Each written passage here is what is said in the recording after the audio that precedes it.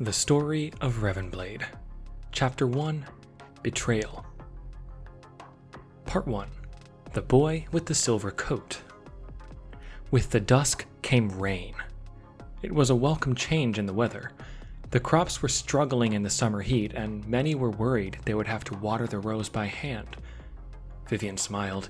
She liked the rain, even if it made the long paths through the forest all muddy. She had traveled much further south than usual, so her boots would be a mess by the time she got home, but they could be cleaned. Better that than to shortcut one of the roads, or what was left of them. You wouldn't want to be spotted by one of the silver patrols, after all. Vivian checked her backpack. It had been a successful hunt. 2 rabbits and as much of a deer as she could fit. No matter that she left the rest of the deer behind, it was good to return a gift to the forest. Her grandmother always warned that the woods only favored you if you left behind a thank you. She took one last look up into the sky, zipped the bag shut, and double-checked that her arrows were still strapped securely to the side. Time to climb down from the tree hide and start the hike home. A branch snapped below her. Vivian chided herself. She knew she shouldn't have come this far south. She silently picked up her bow and drew an arrow. Deep breaths. It could be nothing after all, or maybe just another deer. She peeked around the tree and looked down at where the sound came from. "Hello? I can see you up there. What are you doing this far out of Ochaiblik, and up a tree no less?" a youthful voice called. He didn't need to say he was from the Bastion. That much was obvious by his distinct long silver coat and smartly trimmed hair. His attire was different than usual, however, trimmed in gold instead of the usual red or blue. Although he couldn't have been older than 14, better not to risk it. He was a silvercoat after all. "Don't take another step! I will kill you!" Vivian called threateningly. "Kill me? Why? Don't you know who I am?" he replied. "No. Should I?" "Wait, you're not from Graston? Are you an outsider? Do you live in the forest?" the boy asked, excitedly stepping closer. Vivian tightened her grip. "Don't try anything stupid. I won't hesitate to put an arrow through your skull." The boy squinted at her. "You are an outsider. I've heard stories of people who live outside the bastions, but I've never met one." "Who I am is of no concern to you, but the sun is setting and I have to get going." "But why?" the boy replied. "What are you doing out here?" Vivian sighed. "Nothing you'd have to worry about." This boy posed no threat. She lowered her bow, clamped her climbing spikes to her boots, and climbed down the tree, dropping the last 10 feet. They were a spectacle of contrast. The boy was the perfect picture of a privileged life, with his spotlessly clean overcoat, trimmed hair, soft hazel skin, and a carefree smile. He must be the son of someone very important. Vivian scoffed. She embodied the look of a survivor, with her tattered backpack, bow slung over her shoulder, green hood, worn tall boots, and eyes that betrayed a difficulty and wisdom beyond her 19 years. This boy knew nothing of the struggle she knew. "My name is Kaizen. What's your name?" the boy inquired. "Vivian," she responded. "Look, I'd love to stay and chat, but like I said, I have a bit of a hike ahead of me and the sun is already setting." "Will you be back?" "Maybe. I don't know. It doesn't matter. Now run along before someone misses you." Kaizen looked down, dejected. Vivian reached out and patted him on the shoulder, a sad smile on her face. "Go home, but I need your word you won't tell anyone I was down here." Kaizen nodded, keeping his head down. "Good." An idea flashed across Vivian's mind. "Tell you what, if you promise to come back at the same time in 3 days and bring me something to eat, maybe we can talk again. But it has to be our secret, okay? Do we have a deal?" Kaizen's eyes lit up. "Okay." And with that, he scurried south towards the bastion. Vivian shook her head, glaring at the boy running across the leaves and moss. The inhabitants of Ochaiblik were cruel, heartless monsters. They had been for generations. But this boy embodied none of their brutality. Maybe their people were going soft. Perhaps the decades of plenty had made them weak. Kaizen would clue her in soon enough. Yes, the people of Ocha-Iblik had many weapons once, but the bullets ran out long ago, and rust and decay claimed most of what was left. With their people having moved on from the past, the stage could finally be set for revenge. Determined, Vivian adjusted her backpack and began the long hike back to her village. Part 2. Whispers of War. The distinct aroma of stew awoke Vivian from her sleep. Rabbit soup was the best. She smiled, stretched briefly, and rolled off the log frame bed she had built. The footposts were coming loose again, but that was an issue for another time. She hadn't eaten since the previous morning before setting out on her hunt, spare a few scraps of dried meat. Her father hummed quietly, attending to the small pot of stew over the fire in the kitchen, while her mother entertained her giggling younger sister with some homemade toys on the floor.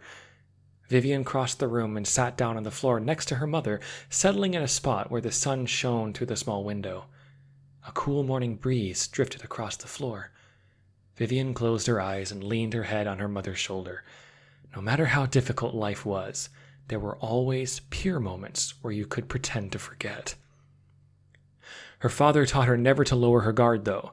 As nice as a moment like this was, you never knew when things could go wrong.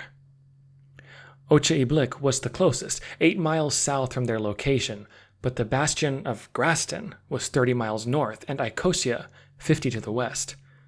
Rumor had it that pressure was mounting against the leading family of Ocha-Iblik. Vivian herself had seen scouts from Graston, miles into the surrounding countryside of Ocha-Iblik. Something was going on.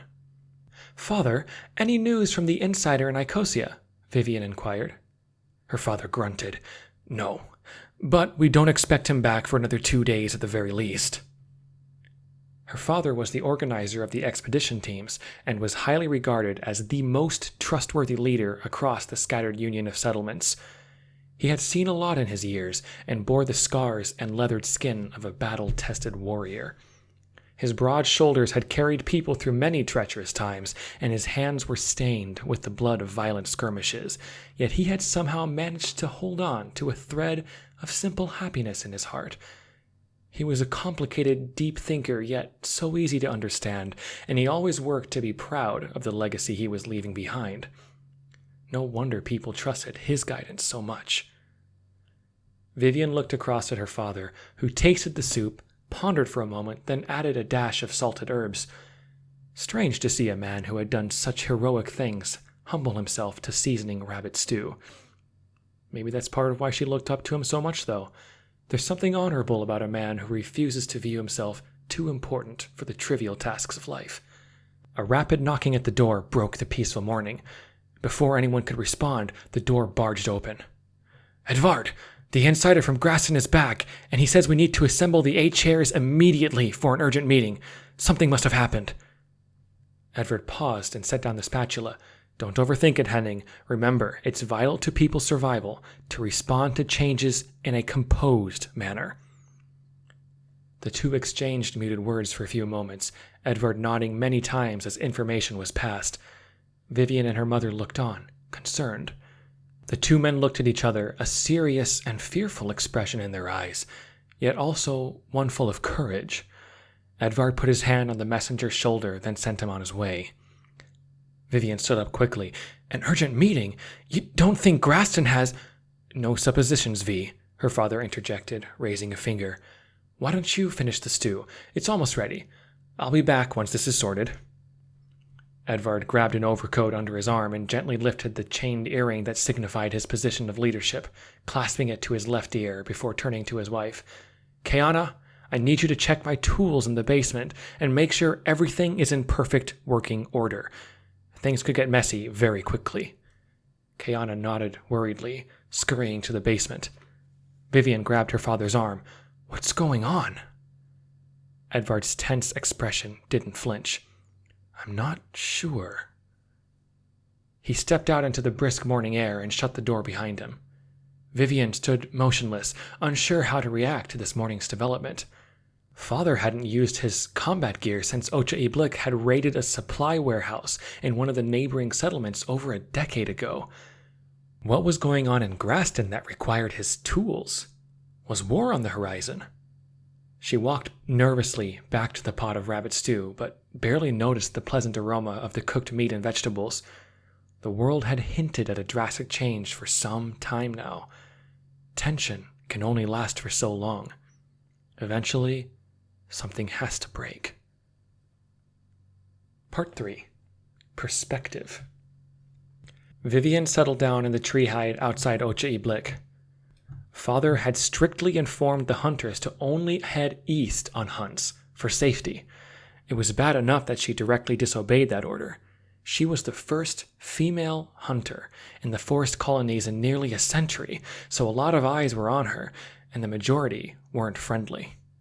It wasn't fair, but the strange sense of freedom and destiny that the woods offered made it all worth it. She belonged out here in the trees, just her and her bow. That's how she liked it. Those days may be changing soon, though. The insider from Graston had spotted a representative from Ocha Iblik meeting in the home of a prominent figure. This was no unordinary occurrence, as dignitaries traveled from bastion to bastion regularly, negotiating deals, alliances, and trade. The conversation, however, was about a planned coup on the leading family of Ocha Iblik. The representative, amongst many others of importance, were ready for a new leadership and by any means necessary, and Graston was being asked to lend their aid. A deal was struck, and uncertain times were ahead. The bastions had lived in peace for generations, and there was no way to tell how the quietly neutral Icosia would react. A familiar voice called out through the afternoon breeze. Vivian sat quietly for a moment. Was she doing the right thing? It was true, they had no insider in Ocha Iblik, so wouldn't it be wise to try and get some information from the other side? What harm could come of it anyhow? At the very least, she'd get to try real bastion food for the first time. Kaizen, is that you? She called. Yes, I've brought cake, fruit, and oshpana, he responded. Vivian smiled. She'd heard of cake, but oshpana was new. Must be something special from the bastion. Mouth already salivating at the thought of all these delicious new flavors, she slid down the tree. Kaizen ran up to greet her. It's amazing how you make those things in the trees. You're almost invisible. How do you build them? He asked, holding out a golden tray filled with an assortment of breads, cakes, and fruits. Vivian carefully lifted the golden tray. Is this real gold? She asked. Yes, of course it is. What did you expect us to eat on? Wood planks? He replied. Vivian chuckled, took the tray, and sat down against the tree, taking a bite of the cake. It was delicious, almost like bread, but softer and sweeter. She'd never had anything like it. Do you eat this every day? She asked, almost disbelievingly. Oh, sometimes, but we have so many more things the cooks make for us. I can have whatever I want, really. Vivian nodded between bites of cake and fruit. Nobody is supposed to ever come out and talk to you people. My grandfather said you people are dangerous savages, but he never told me what you did. What did you do? He asked, bluntly, taking a seat on the fallen mossy log next to her. Vivian was taken aback, insulted. Yes, her and her people were absolutely dangerous and not to be trifled with, but savages. Just because they lived in the forest didn't make them animals. Listen, boy, just because we don't live in some fancy bastion like you doesn't make us inferior. Your ancestors were nothing more than lucky they managed to find some buildings that were inhabitable after the war. We have done nothing but peacefully try to live here while your people raid and steal what little we have. You're lying. We have more than enough in our bastion. We don't need your stuff. Although the last raid was nearly 12 years ago, Vivian recalled it distinctly. I wish I was. Ocha Iblik sent nearly 200 men with axes to one of our warehouses around a decade ago and took everything we had from it, despite our best attempts to stop them. You must be too young to remember that. Kaizen paused, then looked at the ground for a long time. Grandpa was a cruel man who took from people whether he needed it or not. Before he died, he used to say, people need to know who's on the top, and the safest way to inform them is to push them all beneath you. He ruled with fear and terror and domination. Few people liked him, but we never felt threatened. When he finally gave the royal vambrace to my father, however, things changed. My dad said it was wrong to steal and wage wars, that it was time for our people to move forward into civilized times. He prioritizes culture, science, discovery, art, instead of combat. And when he passes the vambrace on to me, I will keep that tradition. I'm sorry about what my people have done to you, Vivian. You don't need to worry about your things being stolen from us anymore. Vivian looked up, surprised. She hadn't expected an apology, let alone to discover she was sharing a meal with the heir of Ocha Iblik. She kept eating what was on her tray in silence, thinking about what Kaizen had told her. Was it really true they had changed? Were better times ahead for their peoples? Could their societies one day open the doors of their homes for each other? Why would some leaders in Ocha Iblik want to stage a coup? Kaizen, do people not like your father or the way he leads your people? She asked nervously. There are a few who pressure him to be more assertive, yes. They miss the feeling of power and strength that our ancestors led with. But peace and friendship come with a price. You can't put yourself first and care about others at the same time. Vivian finished the last bite of fruit. I would like to visit Ocha Iblik. Do you think that can be arranged? Of course. If you come the day after tomorrow, I should even be able to get you an audience with my father if you'd like. Vivian smiled, daring to hope. I'll be here in 2 days then, an hour after sunrise. Kaizen nodded, taking the tray and brushing the remaining crumbs off its surface. Meet me on the road outside of Ocha Iblik. I'll see you then. Kaizen stood as the two parted ways, adjusting her backpack. The hunt had come up empty so far today, but her journey was not in vain. The information she had gathered was much more important than she could have dreamed. Nobody from the communities had ever been to Ocha Iblik. She picked up her bow, a gleam in her eye. Yes, things were about to change drastically. Part 4. Talk is cheap. Vivian put her hand over her bowl, signaling to her mother that she wasn't hungry for breakfast. Never mind the filling meal she had received yesterday from Kaizen in the forest. Upon returning home that night, she had chosen to tell her father she had been invited into Ocha Iblik by the heir to the bastion himself. Edvard was not impressed.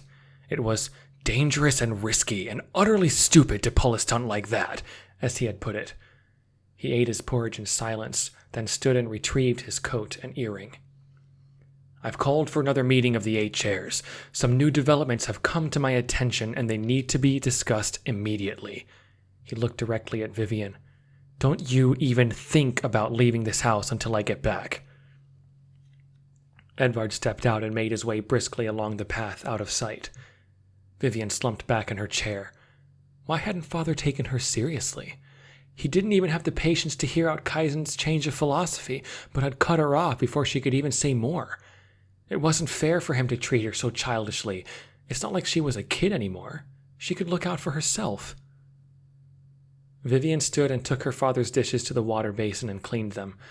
She saw the other boys her age outside in the streets, having fun playing some sort of game with a ball. She wanted to play with them, but none of the boys would ever stoop so low as to let a girl play in their boys' games. They wouldn't even allow her to join their hunting parties, telling her she would just slow them down. Going solo does have its perks, though, she reasoned. There's no way she could enjoy an afternoon nap in the bend of the giant willow tree, or take the time to cool her feet in the stream that ran alongside it. She'd have her bow taken over such offenses, for sure. Vivian leaned against the counter and watched the boys play. They were ridiculous, managing to kick the ball around for a few moments before eventually devolving into arguing and being at each other's throats. It was always this way. Sometimes she wondered why they even bothered to bring a ball. What a strange way to have fun. Edvard returned late in the evening. He looked exhausted, as if he hadn't slept in days. Vivian knew better than to pry, though. When Father was upset, best leave him to his own thoughts. He'll come back around to himself eventually. You will go to Ocha Iblik tomorrow, he said, after taking a few minutes to shut his eyes next to the fireplace. The chairs have only one request. In the afternoon, when their bell tower strikes 3 times, ask the king to personally show you around the walls of the bastion to the south. Gather as much information from him as you can, then report back to us at nightfall." Vivian listened, completely taken aback by this. Why does the king no questions V? Did her eyes deceive her, or was that the distinct trace of a tear running down his face? "Just do as I say, and please be careful." The burly man stood and walked to his room, stopping in the threshold to look back at his daughter. "Good night, my dear Vivian," he said, and shut the door. Vivian sat at the table with her mother and sister, unsure how to react. Edvard was a kind man at heart, to be certain, but she had never seen him cry before, and it was most uncharacteristic of him to skip dinner. She stood, wanting to go check on her father. "Vivian, please just sit down. I think he needs to be alone." "Mom, what's going on?" Vivian asked. "I know as little as you, dear," Kayana replied, wrapping her arm around her daughter. "But I know my husband. Let him be. He'll be more like himself in the morning. As for you, you should get some sleep as well. You have an early morning hike ahead of you." Vivian nodded, finishing her soup and heading up to her room. Despite her father's strange behavior, she was excited. She was going into the bastion. It would be terrifying, granted, but nobody could dare say it wasn't going to be the biggest day of her life. She laid out her favorite green hooded cloak, double-checking to make sure it was clean. Tomorrow, she was going to meet a king. Part 5. Ocha Iblik. Vivian stepped out of the forest onto the woods towards Ocha Iblik. It was her first time walking the paved roads from the old world so freely. Sure, she had snuck out onto the pavement before when no guards were around, but this time was different. It was strange to walk this forbidden rundown path. It was so wide, and then another road just as wide ran along next to it. What was the point of that? Why would you need 2 giant paths next to each other? The past was full of such strange ideas. She continued her journey, enjoying the warm, subtle rays of sunlight peeking over the tops of the trees. The forests were far too dense to enjoy the sunlight this early in the day, and you would be hard-pressed to find a breeze so open and magnificent as this. She could get used to this. Kaizen yelled at her from a distance, "Vivian, is that you?" She smiled. Only a week ago, she saw these people as enemies, but now she was ready to question everything she knew. Waving back at the boy standing on a worn-down wheeled metal box, or automobile as they were apparently once called, she picked up the pace towards him. Kaizen smiled excitedly at her as she approached, jumping off his perch. "Good morning! Are you ready for your first trip into the bastion?" "As if you'd had to ask. I'm terribly nervous, but I'm thrilled to see what sort of things go on in there," Vivian responded. The two of them, accompanied by a quartet of silvercoats, turned and began the last walk towards Ocha Iblik. Vivian had never been this close to the bastion before, and its gigantic walls and towers lined with notched parapets were even more intimidating than she imagined. Twin banners, one on each side of the obtusely large wood and steel arched door, bore the seal of Ocha Iblik.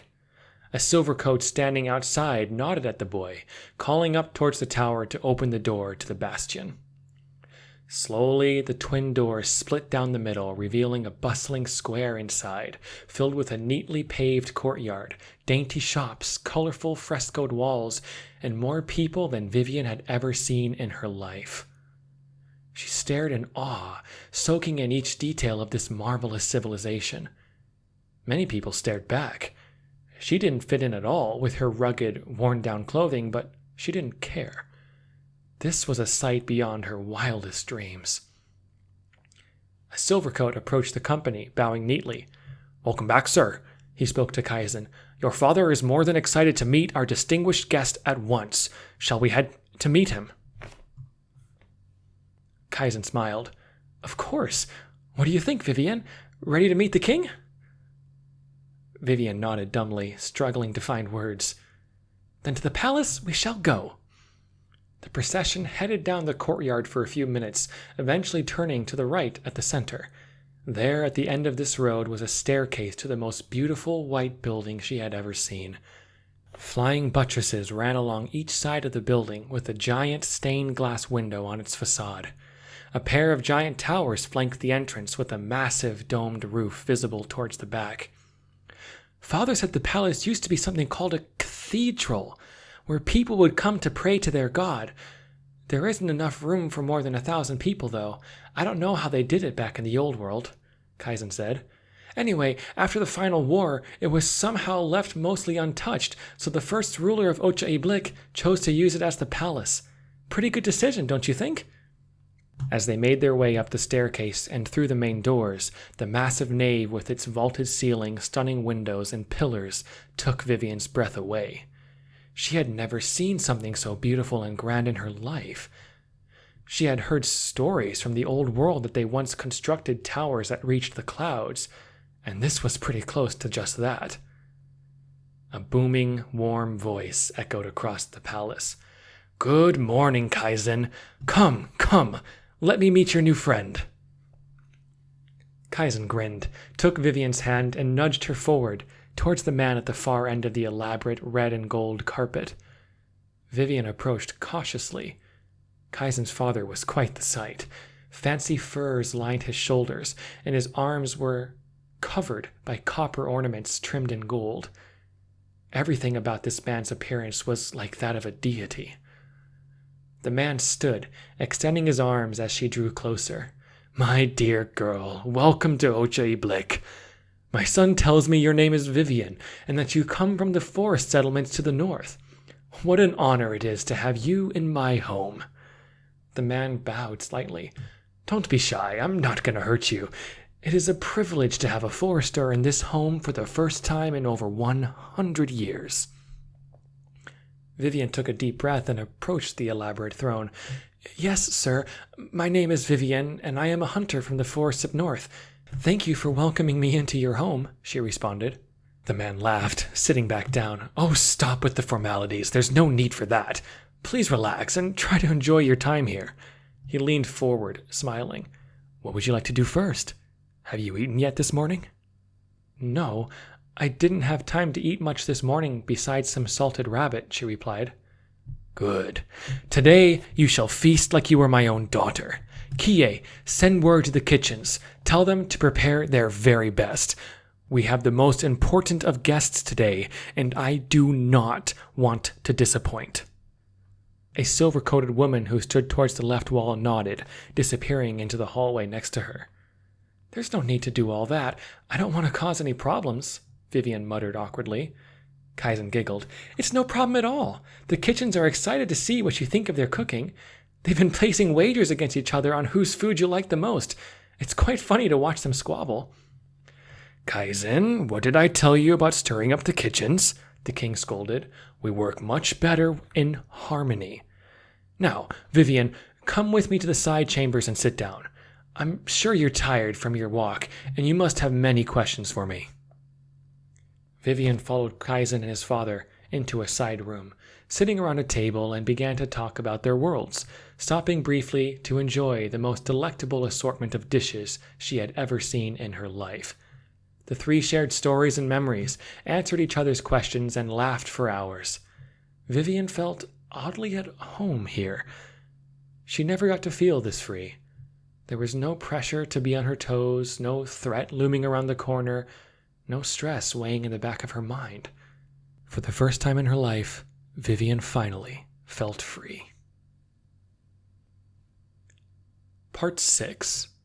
There is always a price. The bell in the tower above them struck 3 times. Vivian didn't want to go. She had enjoyed her time with Kaizen and his father so much. She felt at home here, loved, important, valued.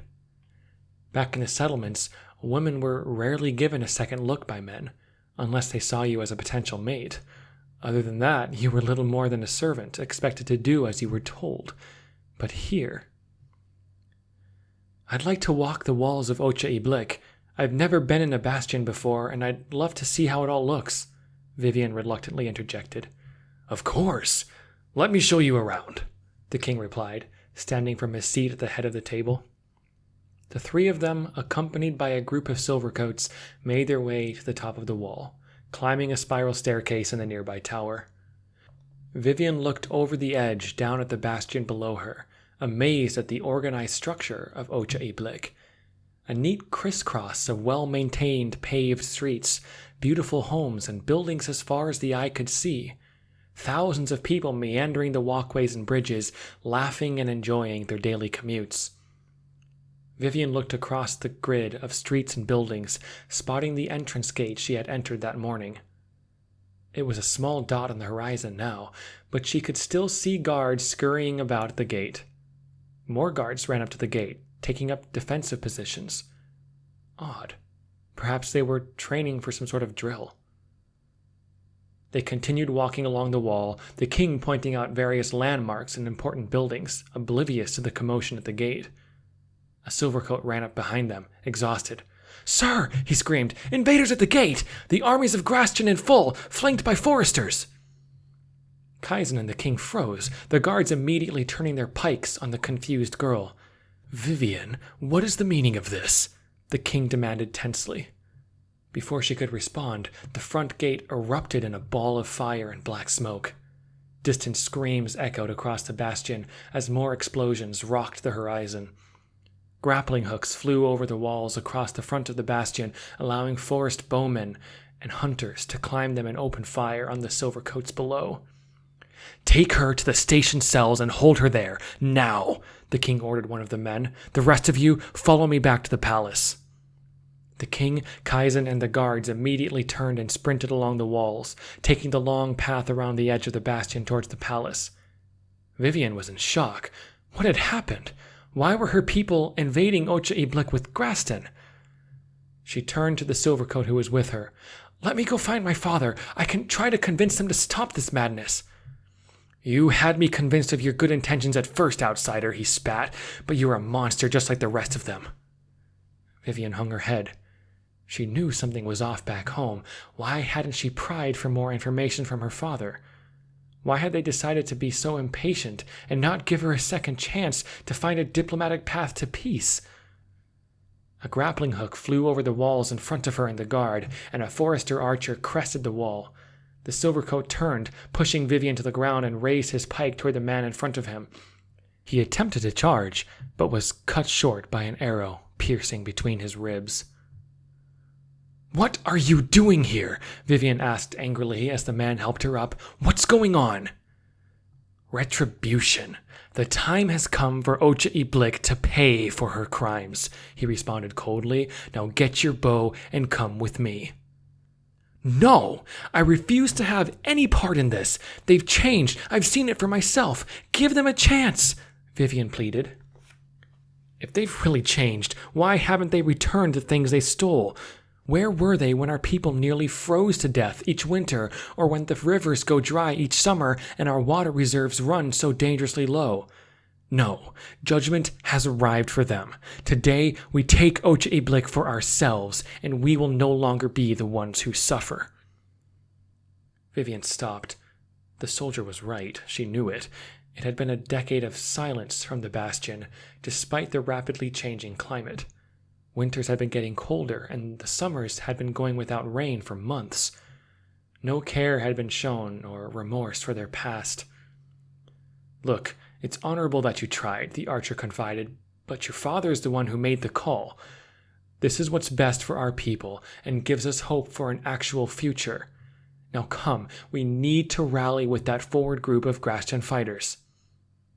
Vivian looked down, seeing a squadron of warriors sprinting towards them along the road below. The archer with her signaled towards the nearby tower she had just climbed a few minutes before, and the approaching group signaled back in reply. She took a deep breath and followed him, knowing the archer was right. Her people had suffered long enough. It was time they finally had a bastion of their own to call home, and if this was the cost, so be it. What had Ocha Iblik done for them anyways, besides cause pain?